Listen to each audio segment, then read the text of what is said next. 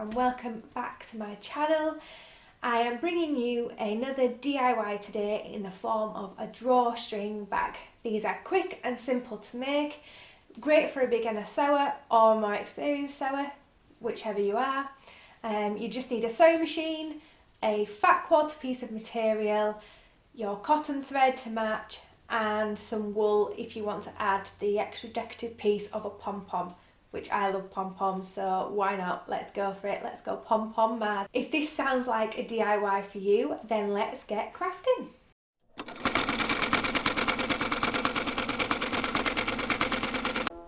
To allow for shrinkage and frayage of the material, you want to make sure you have washed, dried and ironed it before making your drawstring bag.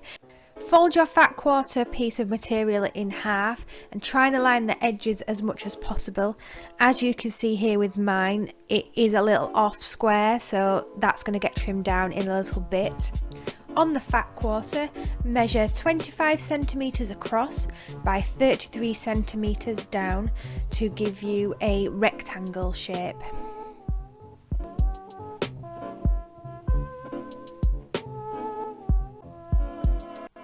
You then want to grab your scissors and cut your fat quarter piece into the desired measurements.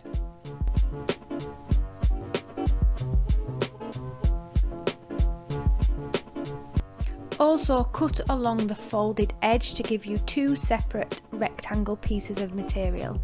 This will form both sides of your drawstring bag. If your fat quarter wasn't quite even and square, this is the point where you want to remeasure your newly cut out rectangles and trim off any of the uneven edges.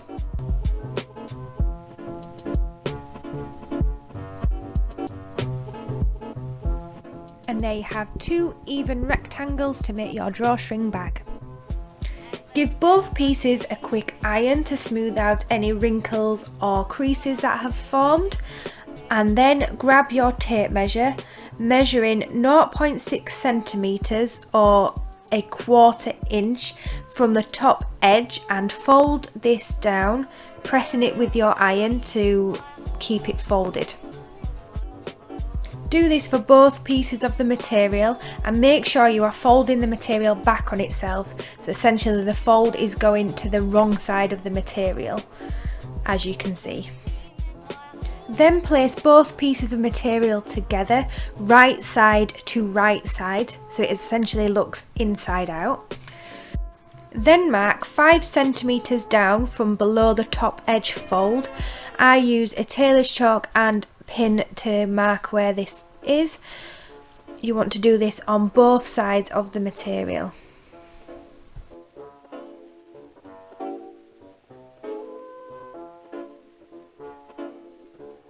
Head over to your sewing machine, place your needle down through where the 5 centimeter mark is.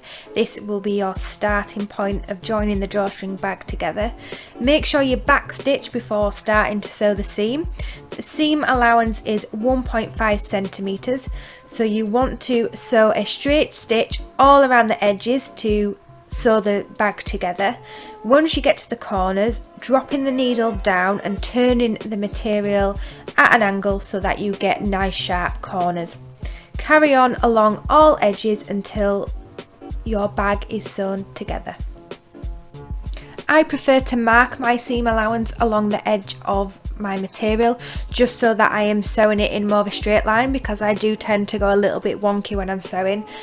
So if you want to do this, just grab your tape measure and measure the desired seam allowance, marking it dot by dot with your tailor's chalk.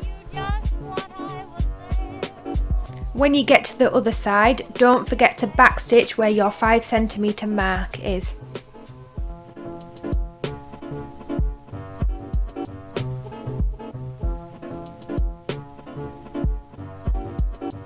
So you now have the basis of your drawstring bag sewn together. Grab your iron and press open the side seams.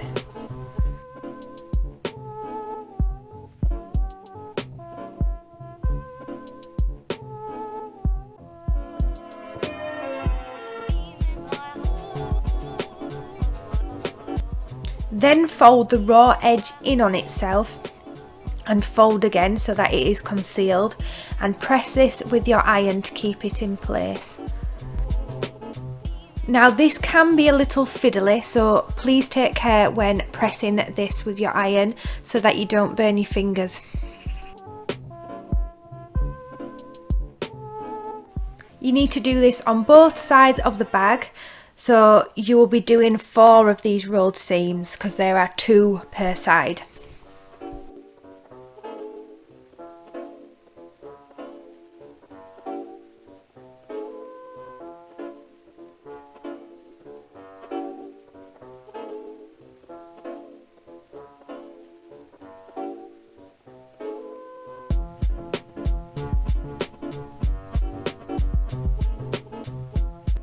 Head back to your sewing machine and sew a stitch along the edge of this newly folded seam. You want to stitch all the way down to where the gap is, just slightly past it, and then across and back up the opposite edge. Now this is probably the most fiddliest part of this project. You're wanting to keep a straight edge and sharp corners when you are sewing across. So how you want to do this is drop your needle into your intended place of turning the material, lift up your sewing foot, turning the material around, make sure it is smooth before you begin sewing again, so you don't want any bumps or other bits of material catching, because this may pleat it and it won't look very neat on the right side of the material. Once you're happy with this, sew across to the other edge. Place your needle down again, lift the foot up, turn your material, again making sure it's flat underneath, place your foot back down and sew along to the top edge, if that makes sense.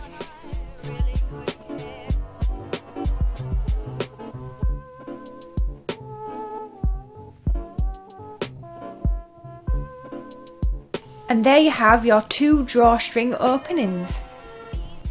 Then fold your top edge down 2 centimeters, securing it with a pin. Make sure your initial ironed edge is tucked in underneath. Sew along the edge of each of these folded down pieces, making sure that you backstitch on both ends to make sure that is secure and will remain in place. Make sure you don't catch the underneath part in with this, because that will mean you are sewing your opening shut and you don't want that.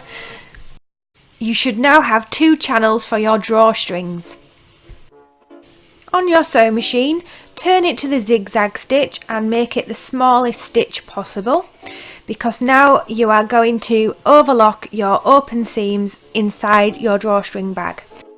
This will help stop your seams from fraying, which you don't want to happen, as well as adding a nice finishing touch. Now it's time to turn your bag right side out and see how your drawstring bag is looking. Make sure that you pop all of your corners out fully. To do this you could use the blunt end of a pen just to wiggle them out a little bit easier.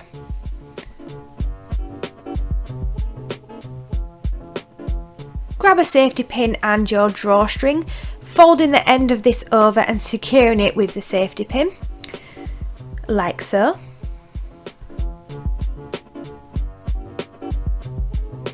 Then thread this through one of the channels that you made, going to the end and looping back round down the opposite channel. So one end you will have a loop and the other end you'll have 2 loose ends of the thread.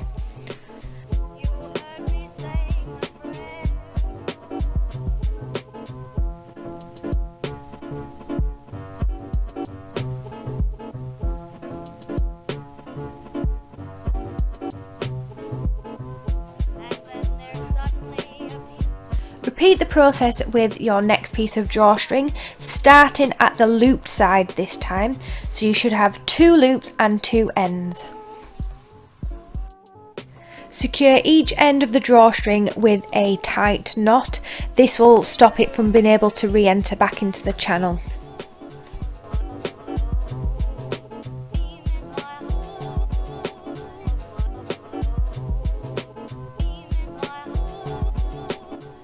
Check that the drawstring mechanism works and you now have your own drawstring bag. For a decorative touch, you can add a pom-pom to each of the knots of the drawstring, which is what I am doing here. To make these, I used a simple pom-pom maker bought from Amazon, but you can buy them in various craft shops. If you want to do this on the cheap though, grab yourself some cardboard and you can make yourself a pom-pom maker. I have a blog post over on Aimsy's Antics of how to make your own pom-poms in this method, so I will link that below if you want to know how to make your own. Also, let me know in the comments below if you'd like to see how to make your own pom-pom using different methods. Use a needle and thread to attach your pom-poms to each of the knots. And there you have a lovely drawstring bag with some added pom-poms.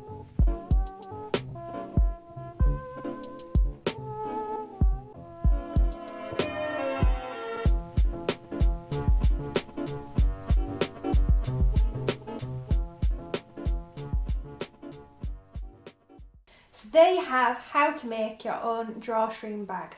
How easy was that? Do you like it? I like it. If you like it, give it a little thumbs up. Don't forget to subscribe to the channel for more travel and craft antics from me. I'll see you next time. Bye!